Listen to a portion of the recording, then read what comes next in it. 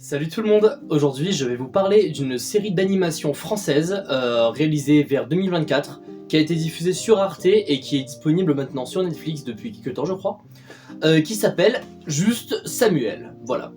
Cette série a été réalisée, écrite et doublée même par Émilie Tronche si je me trompe pas.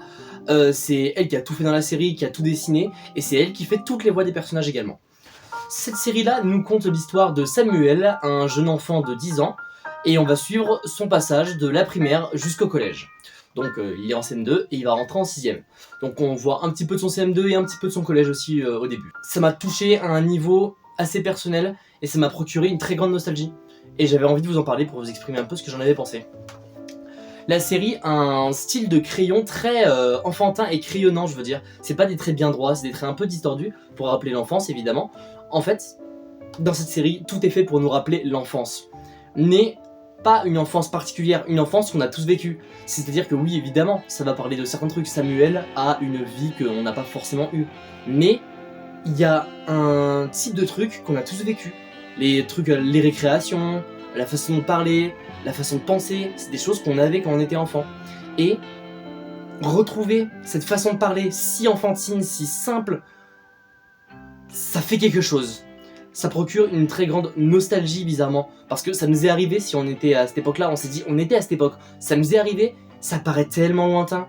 Et je vous dis ça alors que j'ai dans la vingtaine, donc c'était il y a pas si longtemps, moi c'était il y a 10 ans, tu vois, 10, 11 ans, 12 ans, bref, voilà quoi, c'était il y a pas si longtemps. Pourtant j'ai l'impression que c'était il y a une éternité et que ça n'était même jamais arrivé. Donc, de revoir ça, ça fait très bizarre de revoir tout ça. La série est vraiment touchante en plus. Les personnages sont vraiment attachants, que ce soit Samuel évidemment, c'est le personnage principal. Toute la série, en fait, c'est le journal intime de Samuel. C'est lui qui s'adresse à son journal et on voit tout. Et c'est très intéressant. En fait, la série est tellement prenante et tellement bien faite que pendant un moment, j'ai cru que Samuel avait vraiment existé. Que c'était le journal d'un vrai petit et que du coup, on avait vraiment repris ses mots tellement c'était bien fait.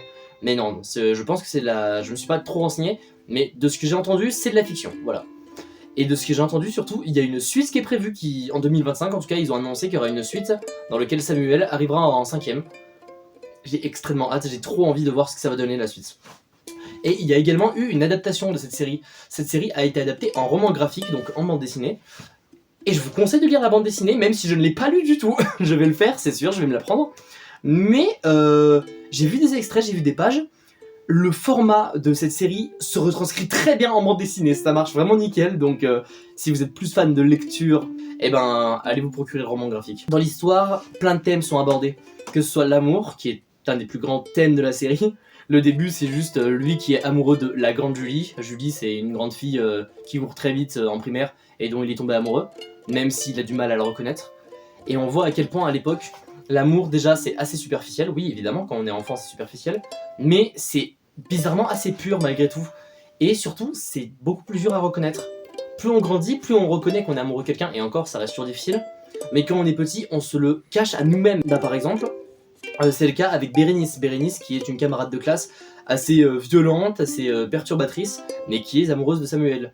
Et Samuel, même si c'est pas un spoil vraiment, avec ce qu'il dit, ça se voit qu'il ressent un minimum un truc pour elle, mais qu'il ne se l'avouera jamais quoi. Et c'est vraiment très beau. Il y a aussi d'autres thèmes qui sont abordés, comme l'amitié par exemple, et on voit à quel point l'amitié au collège, elle évolue. En fait, quand on est en primaire, j'ai l'impression que l'amitié, c'est vraiment juste la cour de récré, voilà, et 2-3 sorties à la limite. Mais quand on est collège, ça y est, on commence à faire d'autres choses, à faire des sorties dans les appartements des copains, à faire des conneries et tout, etc.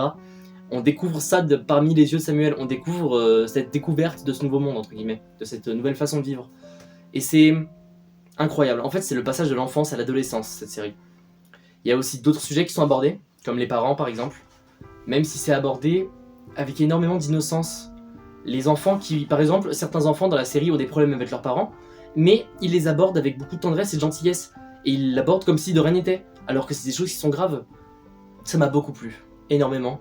La musique, notamment, est vraiment adorable. Les musiques qu'il y a, parce qu'il y a plusieurs musiques dans la série qui sont vraiment très bonnes, qui procurent des sensations de nostalgie, comme un câlin. C'est mignon, c'est beau, c'est génial. Et surtout le doublage. C'est Émilie Tronche qui fait le doublage de toute la série. Elle nous fait tous les personnages un par un, mais la façon qu'elle a de parler, est tellement drôle, en fait, parce que, je sais pas comment expliquer, ça fait très enfantin, mais elle arrive, c'est la même voix, on la reconnaît, c'est la même voix, mais elle arrive bien à faire des personnages très différents. C'est vraiment une très bonne comédienne de doublage aussi, je trouve, Émilie Tronche, même si elle est animatrice, elle s'en sort très bien, vraiment, donc bravo à elle, c'est très réussi à ce niveau-là.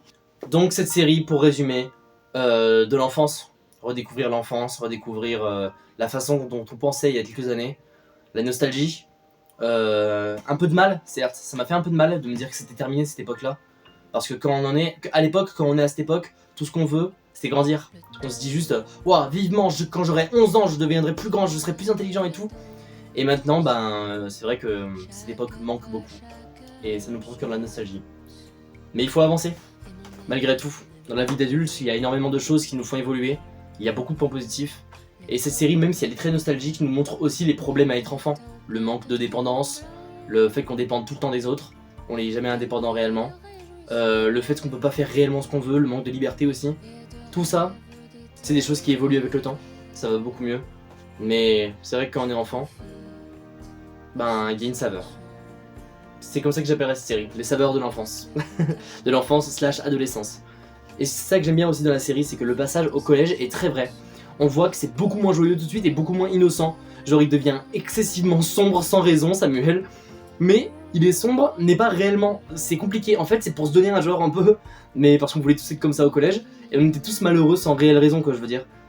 Mais c'est peut-être aussi parce que Samuel me fait beaucoup penser à un hypersensible. Étant moi-même hypersensible, j'ai l'impression que c'est le cas. Mais après quand on est enfant, on est un peu tous hypersensibles. Donc, ah je sais pas, mais en tout cas c'est... son stéréotype de personnage me fait beaucoup penser à un hypersensible. Et voilà, je l'ai adoré, je la conseille à tout le monde. N'hésitez pas à la voir, elle est disponible sur Netflix, vous pouvez sûrement la voir sur le site de Arte aussi si j'ai bien compris. Vous procurez le roman graphique si vous préférez lire. Et vraiment, ça fait plaisir. Une après-midi se poser, regarder Samuel, juste voir son histoire, c'est magnifique, vraiment. Je vous conseille à tous. C'est la fin de cette vidéo, même si elle était un petit peu courte, ça m'a fait du bien de revenir avec une vidéo un petit peu calme et un petit peu courte. N'hésitez pas à liker la vidéo si elle vous a plu. N'hésitez pas, si vous avez vu Samuel, à me dire votre avis dans les commentaires, ça m'intéresse énormément. Même s'il est très différent du mien, ça m'intéresse toujours d'avoir votre avis. N'hésitez pas à partager la vidéo, n'hésitez pas à aller voir ma chaîne, si mon contenu vous plaît, n'hésitez pas même à vous abonner, on sait jamais. Et on se dit à bientôt pour une prochaine vidéo. Ciao.